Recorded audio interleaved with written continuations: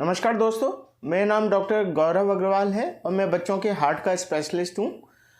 आज मैं बच्चों में जो सबसे कॉमन प्रॉब्लम पाई जाती है जन्मजात, जिसे हम बाइकस्पिड एओर्टिक वाल्व बोलते हैं, उसके बारे में चर्चा करूँगा। हार्ट के जो दो निचले चैम्बर होते हैं, लेफ्ट साइड और right side ventricle. Left side के वेंट्रिकल से चैम्बर से एक नली निकलती है जो पूरी बॉडी को प्योर ब्लड सप्लाई करती है, जिसे हम एओर्टा बोलते हैं। जैसे कि आप इस चित्र में देख सकते हैं, एओर्टा जो है लाल रंग से मार्क किया हुआ है। इस नली के ओरिजिन पर एक वेल्व होता है जिसे हम एओर्टिक वेल्व बोलते हैं। नॉर्मली इस वेल्व की शेप जैसे मर्सिडीज़ की गाड़ी पे एक निशान बना होता है, लोगो होता है उसका, उस तरीके का होता है। जैसे कि आप इस चित्र में देख सकते हैं, नॉर्मली 3 लीफलेट होते हैं उसमें। लेकिन कभी कभी इस नली में जन्मजात प्रॉब्लम होने की वजह से 3 की बजाय 2 या 1 वेल्व लीफलेट रह जाता है, जिसे हम या तो बाइकस्पिड और यूनिकस्पिड एओर्टिक वेल्व बोलते हैं। यह बच्चों की सबसे ज़्यादा कॉमन पाई जाने वाली हृदय की बीमारियों में से एक है।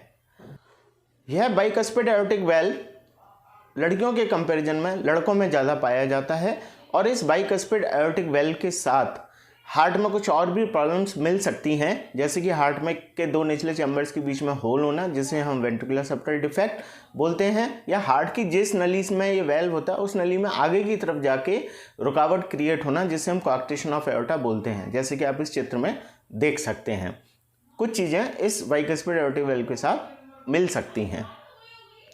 अब इस बाइकस्पिड एओर्टिक वेल्व की वजह से क्या क्या हो सकता है बच्चों में। इस बाइकस्पिड एओर्टिक वेल्व की टेंडेंसी या तो ये इसमें रुकावट क्रिएट हो जाती है समय के साथ साथ, या इसमें लीकेज होने की पॉसिबिलिटी भी हो सकती है।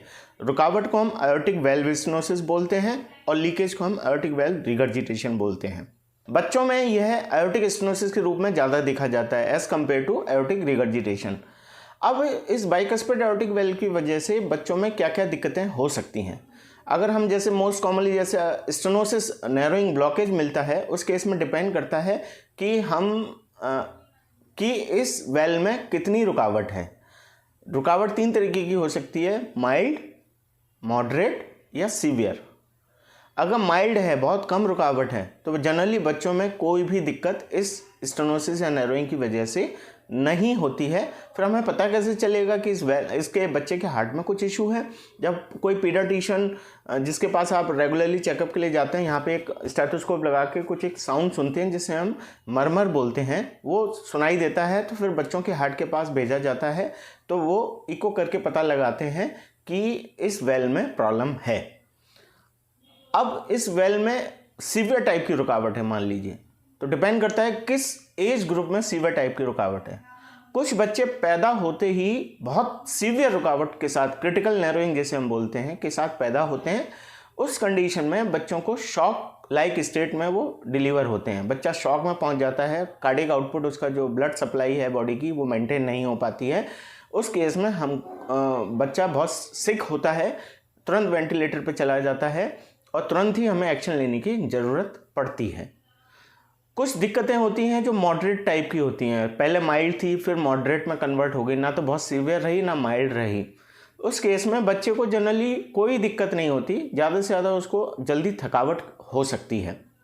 लेकिन जब तक कि वो बीमारी सीवियर में कन्वर्ट नहीं होती है, तब तक बच्चे को कोई दिक्कत नहीं होती। जब बीमारी सीवियर हो जाती है, एओर्टिक वेल्व स्टेनोसिस सीवियर हो जाता है, तो उस केस में बच्चे को सबसे पहला सिम्टम जो आता है वो जल्दी जल्दी थक जाता है। एज़ कम्पेयर टू जो उसके साथ के बच्चे हैं, उसके कंपैरिजन में बच्चा जल्दी थक जाएगा।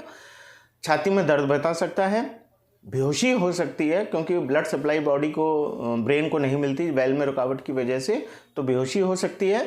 और एंड स्टेज में जब बीमारी को टाइम से ठीक नहीं किया जाता तो हार्ट फेल हो सकता है, जिसकी वजह से बच्चे की सांस भी फूल सकती है। अब इस बीमारी को पता कैसे लगाते हैं, जैसे मैंने अभी बताया, इस बीमारी को पता लगाने का सबसे आसान तरीका तो इकोकार्डियोग्राम, जो हार्ट का अल्ट्रासाउंड होता है उसे हम इकोकार्डियोग्राम बोलते हैं, उसके द्वारा ही हम इस बीमारी को बड़ी आसानी से पता लगा लेते हैं। इसमें क्या होता है, हार्ट के ऊपर, चेस्ट के ऊपर हम इको का प्रोब रखते हैं और उससे हम सारी इमेजेस वगैरह एक्वायर करके हम आसानी से पता लगा सकते हैं। अब ट्रीटमेंट क्या होता है इसका, बाइकस्पिड एओर्टिक वेल्व है या यूनिकस्पिड है, चाहे 2 लीफलेट है चाहे 1 लीफलेट है। अगर बहुत ज़्यादा सीवियर रुकावट है तो हमें उसको तुरंत खोलना पड़ता है। खोलने के दो तरीके हैं, या तो ओपन हार्ट सर्जरी करें, नहीं आज के टाइम में हम ओपन हार्ट सर्जरी नहीं करते हैं, उसकी जगह हम एंजियोग्राफी के थ्रू पैर से जाते हैं, हार्ट में एंटर कर जाते हैं और एक बैलून होता है जैसे आप इस चित्र में देख सकते हैं, उस बैलून को हम वेल्व के अक्रॉस रख के बैलून को फुला देते हैं जिससे वेल्व खुल जाता है।